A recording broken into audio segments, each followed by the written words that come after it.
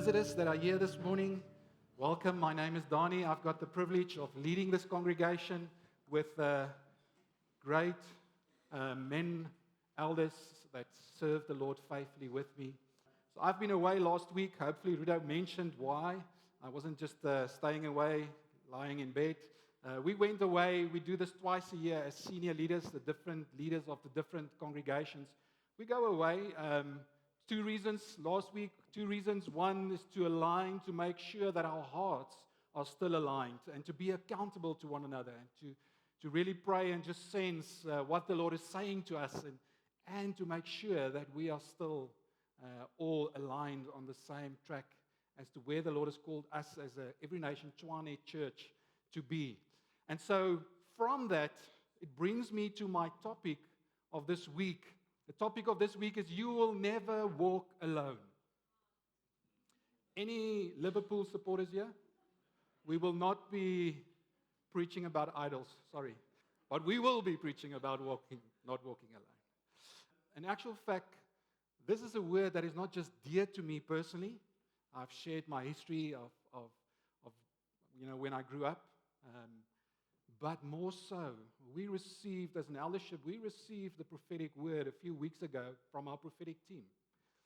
And in this word, they saw a picture. They explained it was like a Lego picture. But there was pieces missing. You could see what it should look like, but because of the pieces missing, this picture, this model wasn't what it was supposed to be. And so they continue to say, the missing pieces is not ideologies or money or these things. It is actual people missing. People whose hearts are aligned with the Lord, but who are not part of family. And so that is what I will be preaching into this morning is maybe, just maybe, that is you this morning. I want to show you this portrait quickly. This is a painting. For those of you that are painting lovers, you would know more about this painting than I would. It is called Chessmate. It used to hang in the museum, the Louvre Museum in Paris, before it was sold to a private collector in 1999. And so if you look at this picture, you will see the devil on the one side and a man who looks totally defeated on the other side. Now, legend has it, actually you can say it's fact, I don't know, it's been debated, that a chess grandmaster once visited the Louvre Museum and he came across this painting. And he stood there for hours just looking at this painting. Now remember, the painting's name is Chessmate. Right? It means there's no more moves left. And engaging at this picture, it means looking at who looks defeated, that it actually looks like the devil has won. And so this grandmaster was looking at this painting for hours and then saw something very interesting. You see, typically, the interpretation was that the devil has won this game. But that was wrong. And so as this grandmaster looked at this, and he looked at the different pieces on this chessboard and how it was arranged, he saw that there was one move left. And so he called the curator of the museum close and he said to him, "Sir, you will either have to do two things. One is change the name of this painting or repaint the painting." And so the curator, obviously a bit bewildered, do you understand, the value and everything that is attached to this? So the man stood back and he said, "Sir, I am a grandmaster, chess world champion. And so when you look at these pieces, obviously, it looks like the devil has won. But if you look closely and you understand the game, you will see that the man has one move left. The king has got one move. And when the man takes this move, he will win the game." You see, and everybody that walked past this painting for years and years looked at the name, and that was what they were fixed on, and didn't look at the rest of this painting. And so similarly, that is the way we approach Christianity. we look at one area, a very important area, my and our personal walk with the Lord, and we believe that that is the full picture God has for His bride. So if you study the New Testament, you will see that there's no real reference made of Christianity being expressed as an individualistic expression. It is always expressed in family, in a community of believers. When people came to faith, what did God do? He added them to family. Why? Why did God add us to family? Why did God add you to this family? Because we were not created to walk the Christian walk alone.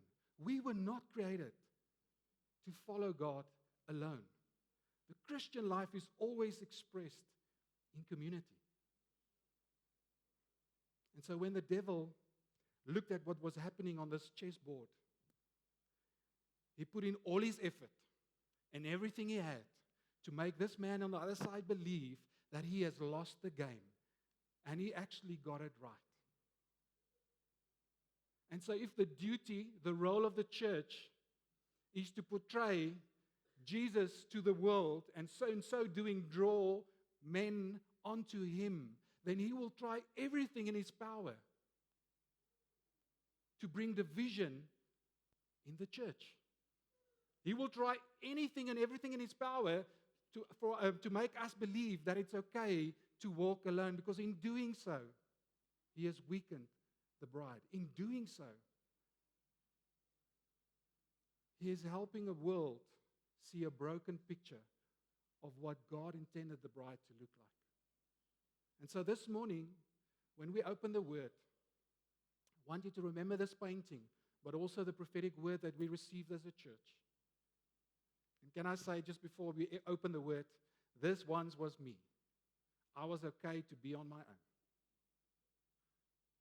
But can I also say to you, I had to come to a place where I had to repent and understand what the value is of God placing us in family.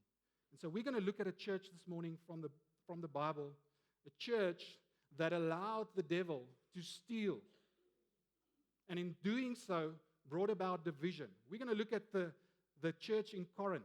So you can open your Bibles with me. We're going to go to 1 Corinthians 12. But before we read, let me just give you some context. So obviously, this was the largest of all the churches in the New Testament. Lots of gifts and many things, great things happening in this church.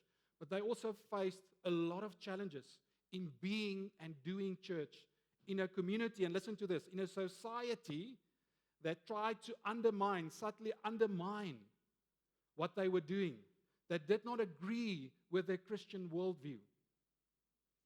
Sounds similar to what we as church as a whole are experiencing in the world.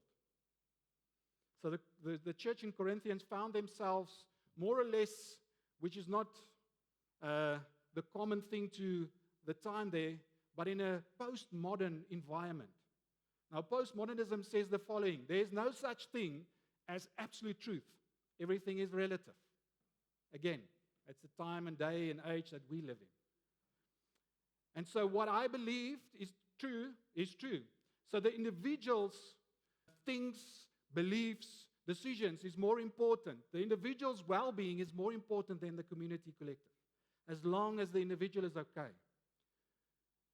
Economics, personal fame, prosperity were some of the most important barometers to gauge success in community. Again, very similar to what we see just in the world today. And so if you study chapters 1 to 3, you will see how the devil got it right to bring division in this church. And so if it can happen to a group of believers in a postmodern environment, then so much more this morning is a warning to church, and specifically to us as a church, that this too can happen to us. And so Paul addresses this issue, and he gives 4 principles: the antidote, the solution to overcome what he has seen in the church. And this is where we're going to start reading. We're going to read from 1 Corinthians 12. We're going to read from verses 12.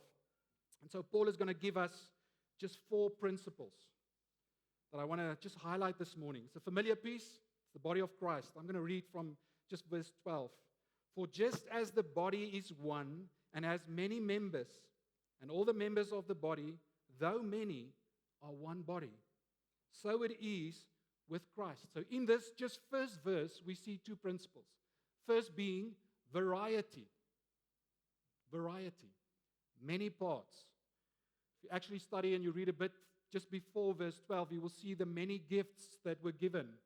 And it says it's the Spirit that gives.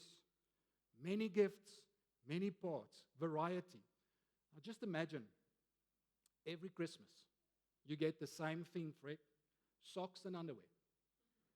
I would be so looking forward to Christmas. Socks and underwear. Socks and underwear. There is variety. And when God created, He created with variety. Different trees, different mountains. Some places there are mountains, some not. Any Harida lovers out here? Just let it go. Just imagine a world just filled with Haridas. We would be a Harida-hated church. God portrayed His majesty, His greatness, just His awesomeness in the variety that He created with. And so in looking at His bride, He gave many parts, many roles, many gifts to one portray His majesty, His greatness. But it also says for the common good, for us to benefit from. It is God that gives the different gifts, the different roles, the different responsibilities. It is Him that puts it together for the benefit of us and the body. In a world, listen to this, where variety creates fear, creates resentment, creates jealousy.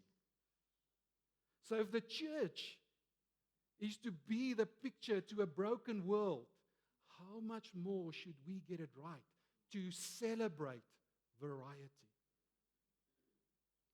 You see, the gifts, the health of the body, the healthy functioning of this metaphor, the body, is found when we encourage and exercise all the gifts. And it says in the Word, the gifts were given to edify the body, not self. Many parts. Let us celebrate, first principle, variety in our midst. The second one is also found in verse 12. For just as the body is one and has many members, and all of the members of the body, though many, are one body. The second principle that Paul is giving about this portrait of church, the bride of Christ, is variety, but also unity. Unity balances out variety.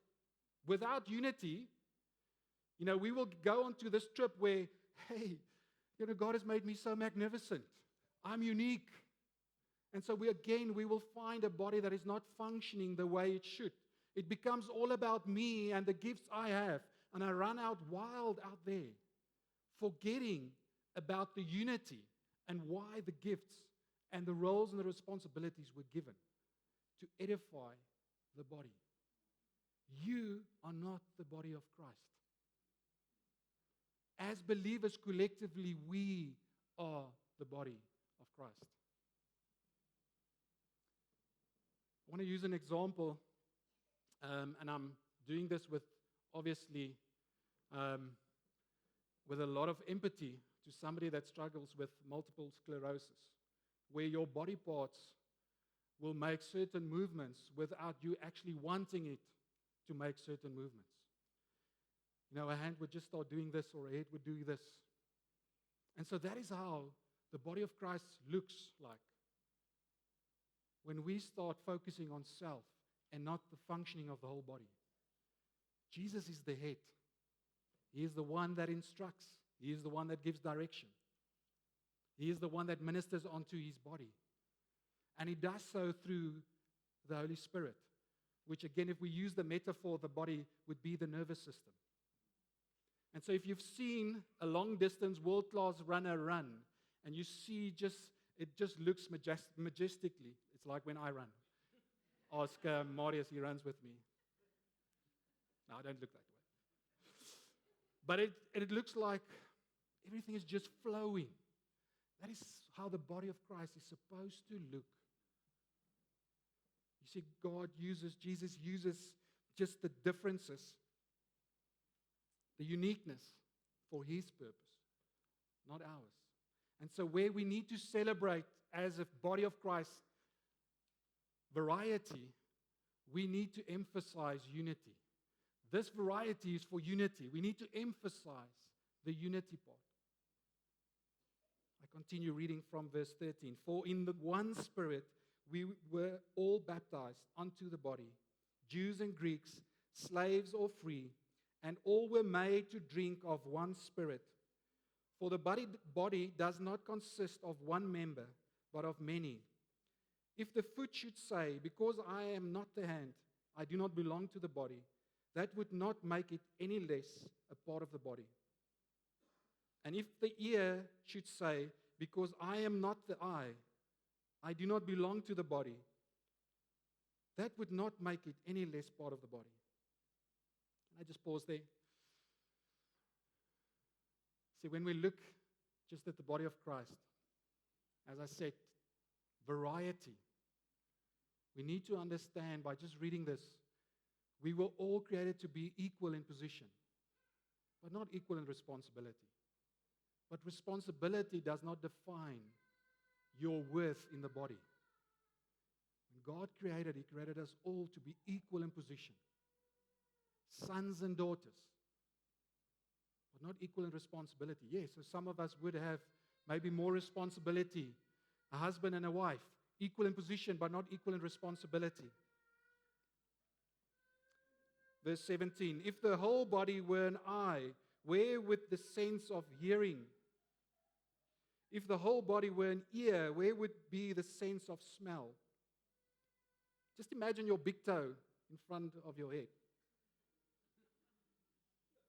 You would need a tow truck to get it away. That's a bad dad joke. I don't know if Fred likes that. But as it is, God arranges the members in the body, each one of them as he chose. If all were a single member, where would the body be? As it is, there are many parts, yet one body. And this brings us to our third principle, equality. There is no such thing that one individual is worthless or useless in God's portrait. We are not supposed to edify one gift above another one. You see, the body starts to look ill when we do edify one gift or one gifted person onto a pedestal. It was never God's intent. Jesus is the head. And as a body that he puts together, in his sight, we are all seen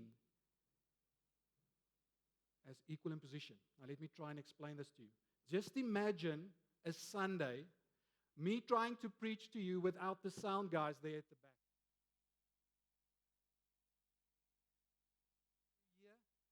It would not benefit you, and it would definitely not benefit my voice.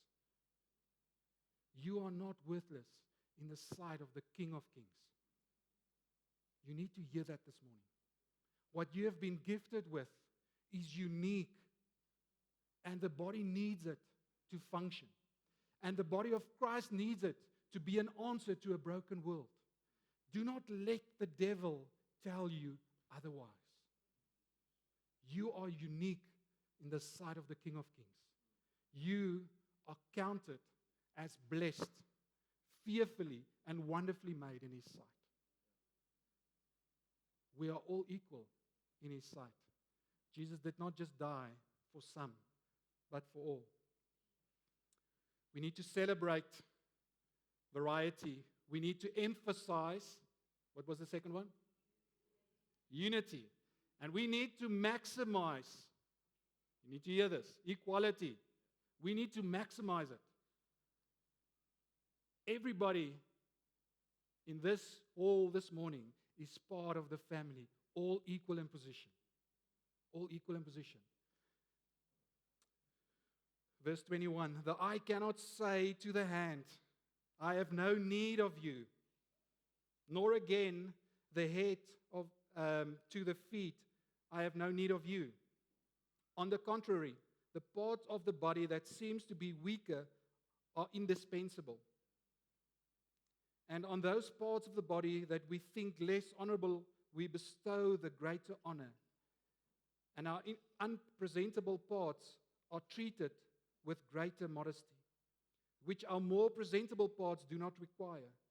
But God has so composed the body, given greater honor to the part that lacked it, that there may be no division, listen to this, in the body, but that the members may have the same care for one another. For one member suffers, all suffers. Have you ever hit your thumb when you hold it, a nail? I have. And unfortunately, my daughter was standing next to me. And she laughed. But when you hit your finger, your whole body reacts. It's not just the finger. If one suffers, the whole body suffers. Just think of the past 2 years.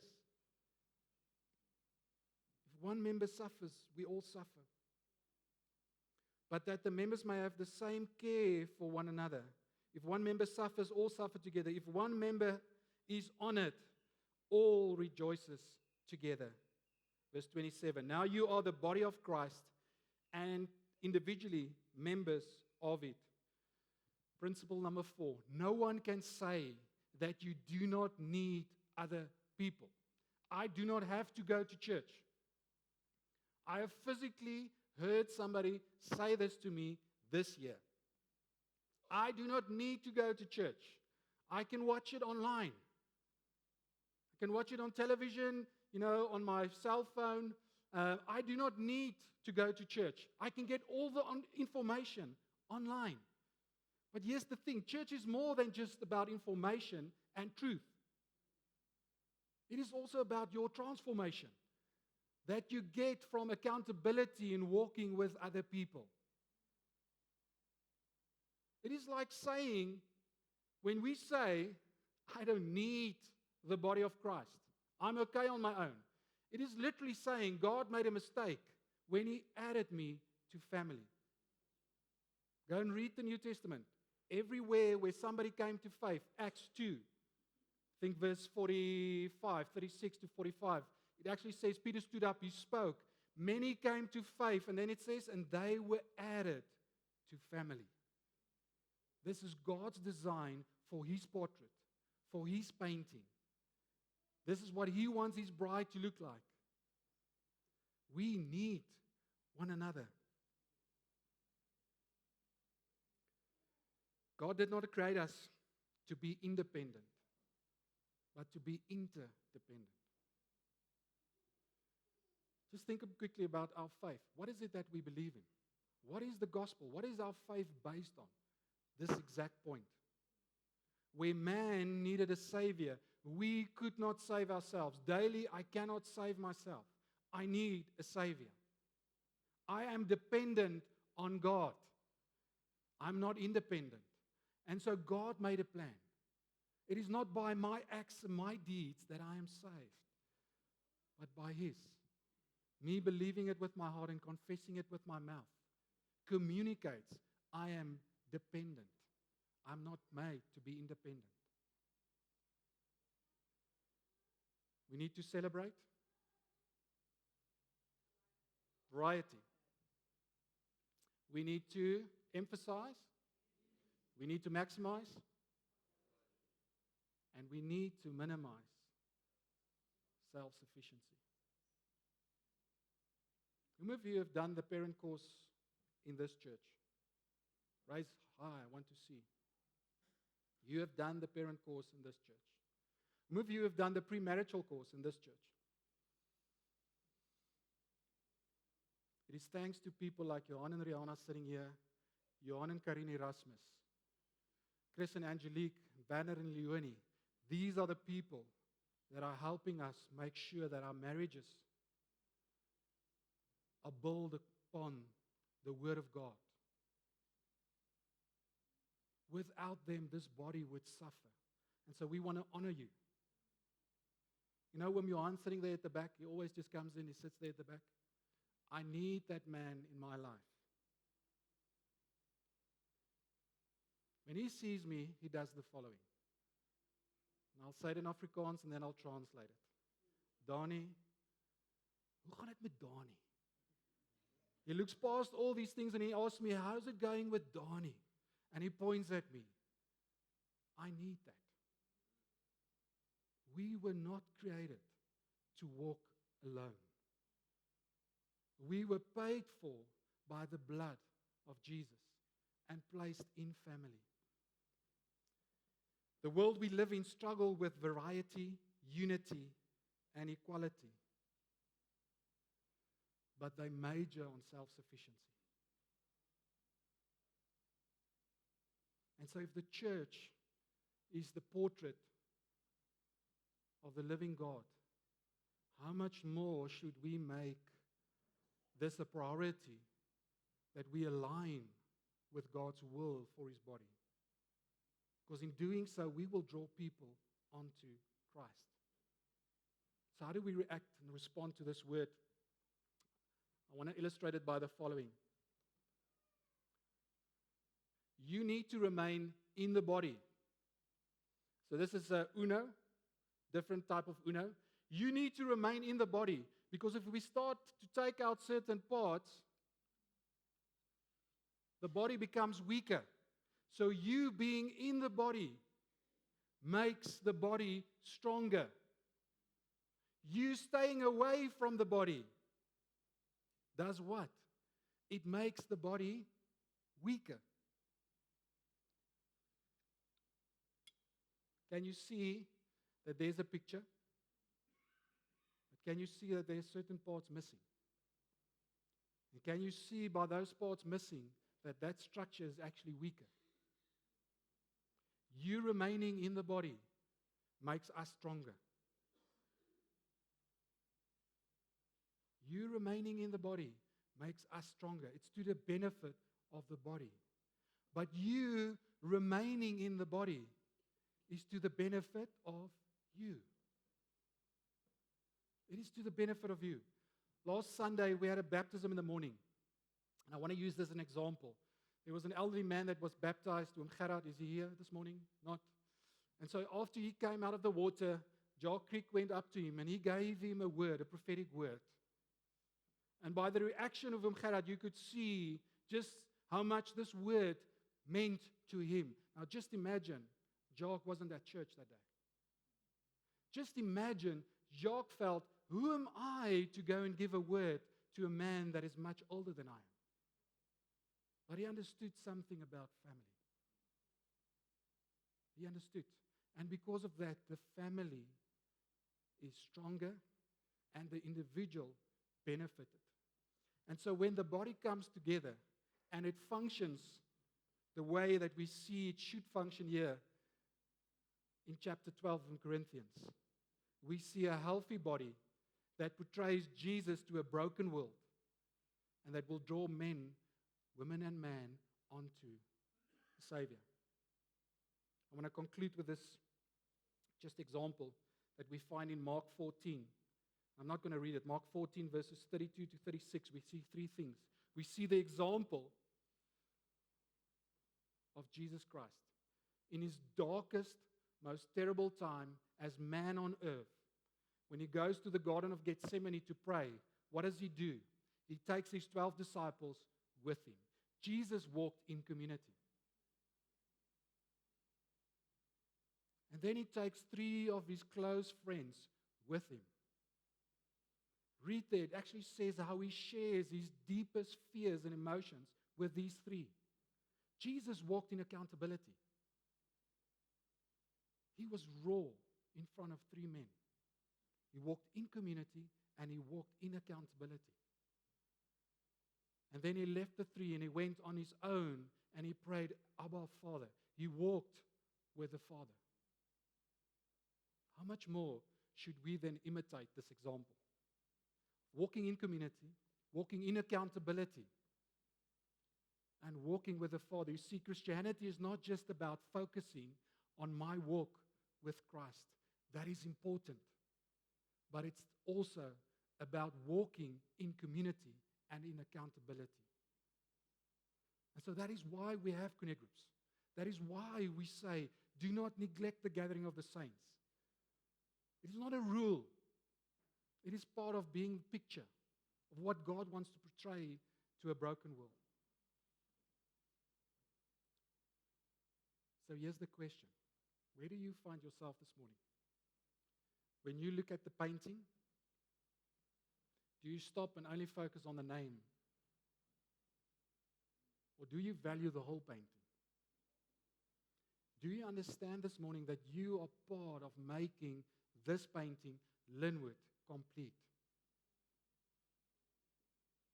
And not just for you, and not just for us, but also for a broken world. Or are you allowing the devil to tell you that you are okay on your own? Just imagine that grand chess master standing next to the man in the painting and showing him that he actually had one move left. That the king had one move left. Just imagine the difference in the weight, the emotion, and the facial expression this man in the painting would have had.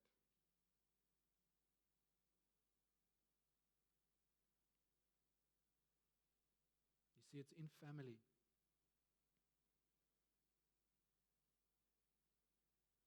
where we are safe.